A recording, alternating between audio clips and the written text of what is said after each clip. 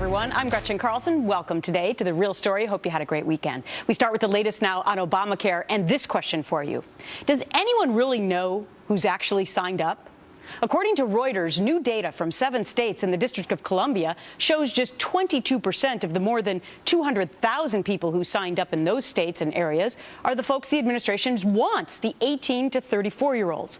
Well, that falls far short of the 38% the administration desperately needs to be able to effectively pay for this program.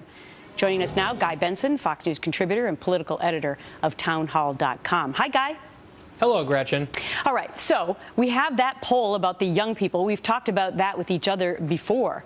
But the new bombshell that's coming out today that I've been wondering about since the first of the year is, how do you know if you're actually signed up? Because the administration has yet to put those numbers out. And I can tell you from talking to folks in my state where I live in Connecticut, people have not received a receipt that they've paid for this, and they have not received a card, an actual insurance card.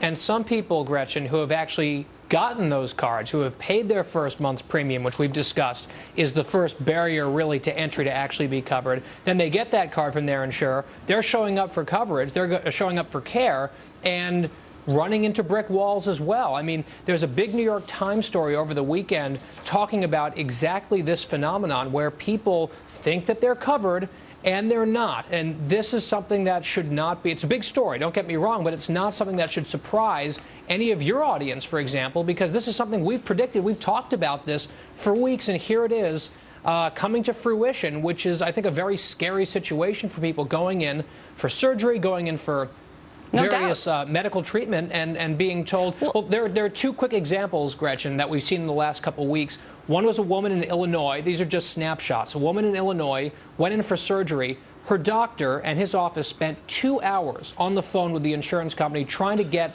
some confirmation that she was in fact covered. They couldn't. So they went ahead and operated anyway and hope that the money situation will work itself out. Crazy. And then in that Times story today, there was a pregnant woman, 8 months pregnant, Gretchen, went in for an ultrasound.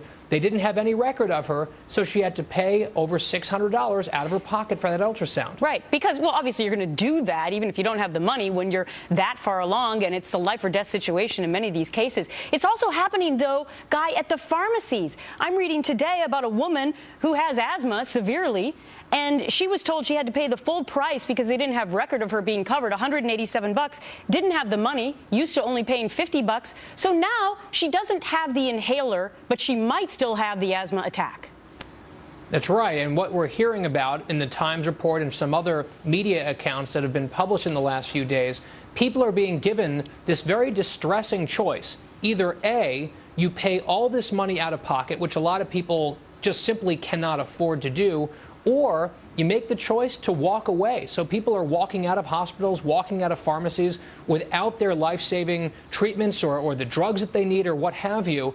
And that is what we're seeing. It's a natural byproduct, I think, Gretchen, of poor management, on-the-fly postponements and delays, and general chaos that has been sown over, this is really weeks and months in the making, because people thought they were getting signed up. There were problems with the website. Then there was that crush at the end of December. Right. And here we are today. And keep in mind, these are the people who actually have tried to sign up. There are plenty who haven't even done that much. All right, Guy Benson, great to see you. Have a good week. You too, Gretchen. Thank you.